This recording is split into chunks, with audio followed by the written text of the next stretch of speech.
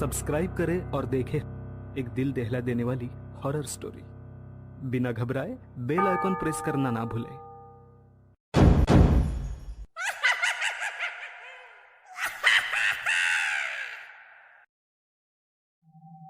इस कहानी के लेखक है संजय कामले।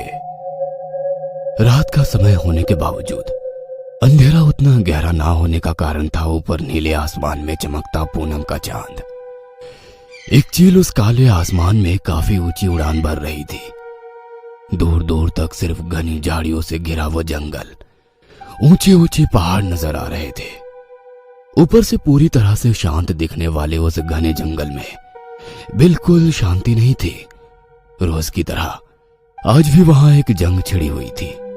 जंग, जिंदा रहने की जंग। एक तरफ निवाला बनने की जंग तो दूसरी तरफ निवाला बनने से बचने की जंग। भले ही बाहर की दुनिया शेर को इस जंगल का राजा मानती थी, पर जंगल उसी को राजा मानता था जो रोज अपनी जिंदगी की जंग जीतता है। पेड़ के पत्ते पर चलती चींटी को खाकर एक मेंढक खुद को राजा समझने लगा, तो उस मेंढक को निगलकर सांप ने उसकी जगह ले ली। पर तभी एक नेवले ने सांप को खत्म किया, पर वो नेवला शेर का शिकार बन गया। पर एक हाथी के बच्चे को खाने के चक्कर में हाथी ने शेर को सूंड में पकड़कर दूर फेंक दिया। पर जमीन पर रेंगती चींटी हाथी के कान में गई और उस भारी भरकम हाथी को जमीन पर गिरा दिया। ऐसे इस बेरहम जंगल में एक आदमी साथ लिए औजार से खुदाई कर रहा था। कम से कम 5 फीट गहरी खुदाई करने के बाद उसके औजार को नीचे कुछ लोहे जैसी चीज होने का एहसास हुआ। उसकी खुशी का ठिकाना नहीं रहा। उसने उस चीज पर से मिट्टी हटाई तो पता चला कि वो एक लंबा और चौड़ा बक्सा है। उसने पॉकेट से सैटेलाइट फोन निकालकर उस पर मैसेज टाइप करने लगा। सेंड बटन दबाते हुए खुश होकर अपने आप से बुदबुदाया, हो गया। नीचे झुककर बक्से के ऊपर पीतल का लगा ताला तोड़ दिया और खुशी के मारे झट से संदूक का ढक्कन खोल दिया। अंदर जो कुछ भी था वो देखकर चौंक गया और अगले ही पल उसे अपने पीछे किसी की आहट महसूस हुई। उसने धीरे धीरे अपनी गर्दन घुमाकर पीछे देखा और एक दर्दनाक चीख उसके मुंह से निकली। 2 दिन बाद बीच समंदर में कोई भटकता हुआ समुद्री जहाज लगातार कंट्रोल रूम के साथ आसपास के जहाजों को संपर्क करने की कोशिश कर रहा था। हेलो, क्या कोई मुझे सुन पा रहा है? हम पैसेंजर शिप फंसे हुए हैं। हमारा ईंधन खत्म होने वाला है और हमारे जहाज की कई मशीनों ने काम करना बंद कर दिया है। गुस्से से उस कप्तान ने माइक को कंट्रोल बोर्ड पर पटक दिया और फिर सर पकड़कर बैठ गया। तभी केबिन के अंदर आई उस लड़की ने पूछा, क्या किसी से संपर्क हुआ? हाँ, कोशिश कर रहा हूँ। क्या मतलब कोशिश कर रहा हूँ? पिछले कई घंटों से हम सिर्फ समुंदर में भटक रहे हैं और किसी से भी जहाज से संपर्क नहीं हो पा रहा है। मैं अपनी तरफ से पूरी कोशिश कर रहा हूँ और मेरा काम मुझे मत समझाइए। मुझे लगता है ये सब तुम्हारा नाटक है। हम जितने भी लोग यहाँ हैं सब अमीर घराने से हैं और हमारे घर वालों से पैसे ऐंठने के चक्कर में तुम हमें गलत जानकारी देकर भटका रहे हो। अब उस कप्तान को काफी गुस्सा आ गया। वो कुछ बोलता तभी उस लड़की की दोस्त वहाँ आई। माफ कीजिए सर, आप अपना काम कीजिए। इतना कहकर वो दबी आवाज में अपनी दोस्त पर गुस्सा होने लगी। क्या कर रही हो? पहले तो तुम्हारी वजह से हम यहाँ फंसे हुए हैं, अब सिर्फ वही हमें इस मुसीबत से निकाल सकता है। और दोनों लड़कियां वहां से चली गईं। गड्ढे के भीतर बेहोश पड़े उस शख्स को अब धीरे धीरे होश आने लगा। उसे खुद पता नहीं था कि वो कितनी देर से वहां बेहोश पड़ा हुआ है। जैसे तैसे वो उस गड्ढे से बाहर निकला और जहां हो सके उस तरफ भागने लगा। वो लगातार भागे जा रहा था अपनी जान बचाने के लिए। ना कोई रास्ता नजर आ रहा था, ना कोई सड़क थी, तो सिर्फ घनी झाड़ियां, कांटों भरी टहनियां, कीचड़ से सनी जमीन। वो अब पूरी तरह से थक चुका था। सांस तेज हो गई थी। एक पेड़ के पास खड़ा वो थोड़ी देर रुक गया कि तभी उसे कुछ दिखाई दिया। पेड़ की टहनी को सरकते हुए उसने देखा और मानो उसकी खुशी का ठिकाना नहीं रहा। सामने समंदर में काफी दूर एक पैसेंजर शिप धीरे धीरे उसी की तरफ बढ़ रहा था। वह दौड़कर बाहर निकलने ही वाला था कि तभी उसे अपने पीछे किसी की आहट महसूस हुई। उसने पीछे मुड़कर देखा और उसकी चीख उसके मुंह में दबकर रह गई। हिलती हुई झाड़ियों को देखकर पता चल रहा था जिंदा रहने के लिए उसकी छटपटाहट शुरू है, जो कुछ ही देर में बंद हो गई।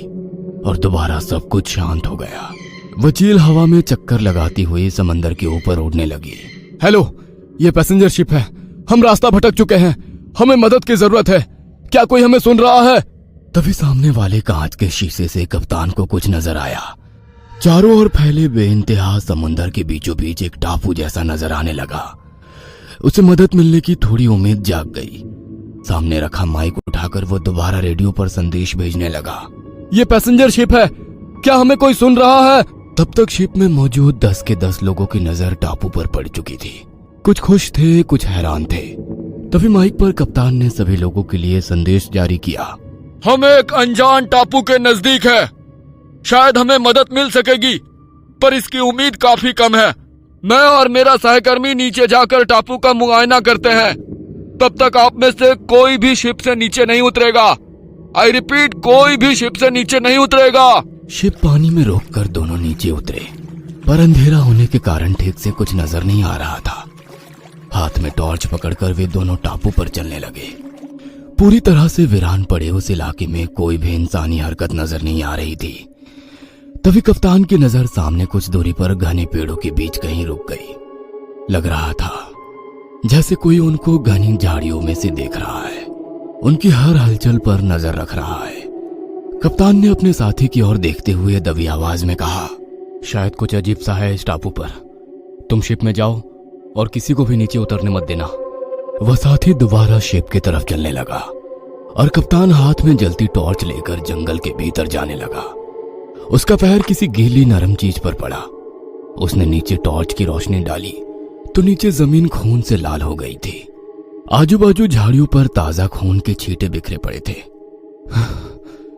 लगता है अभी अभी किसी जानवर का शिकार हुआ है। वो 2 कदम आगे बढ़ा ही था कि तभी उसकी नजर झाड़ियों के बीच ठहर गई। लग रहा था झाड़ियों के पीछे लेटा कोई उसी को देख रहा है। धीरे धीरे वो नजदीक गया और उसकी रूह तक कांप गई। वह सिर्फ इंसानी शरीर कंकाल बन चुका था। मांस खाने वाले लार्वा उस शरीर पर रेंगते नजर आ रहे थे। वह खौफनाक नजारा देखकर वह अपने शिप की तरफ भागने लगा। कांटों भरी झाड़ियों से निकलते वक्त कांटे जिस्म में चुभ रहे थे, पर वो रुका नहीं। किनारे की तरफ भागते उसने समंदर में छलांग लगाई और शिप में चढ़ गया। ये टापू खतरनाक है, हमें जल्द से जल्द यहां से निकलना होगा, वरना मौत इतनी भयानक होगी जिसकी तुम कल्पना भी नहीं कर सकते। इतना कहकर वो शिप के इंजन के रूम की तरफ चली रहा था कि तभी उसके साथी ने हिचकिचाते हुए कहा, सर एक प्रॉब्लम है। क्या हुआ? वे सभी दोस्त मेरे लाख मना करने पर भी शिप से नीचे उतरकर जंगल में गए हैं। क्या बात कर रहे हो?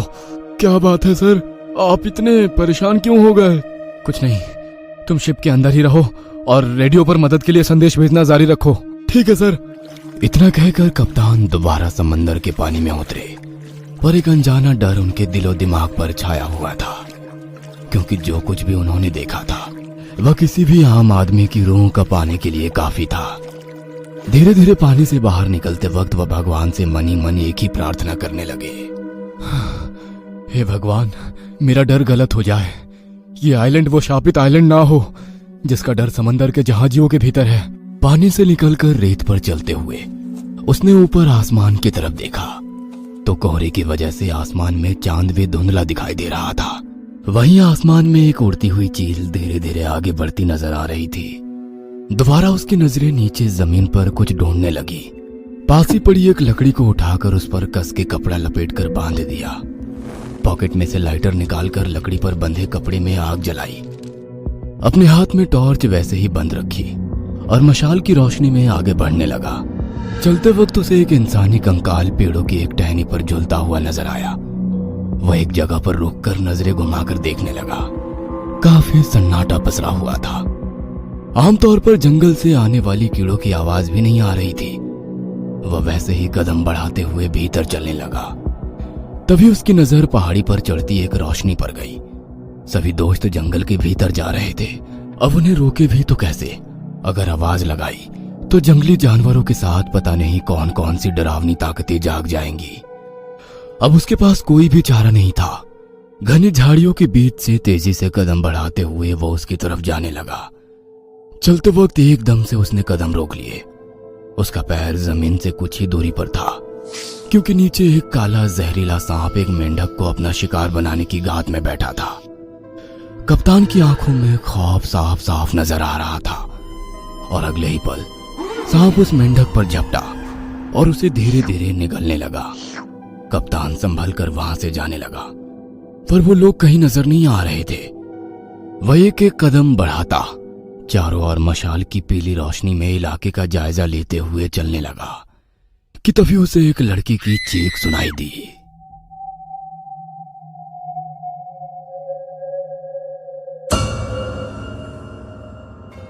ये कहानी आपको अच्छी लगी हो तो हमें सब्सक्राइब करें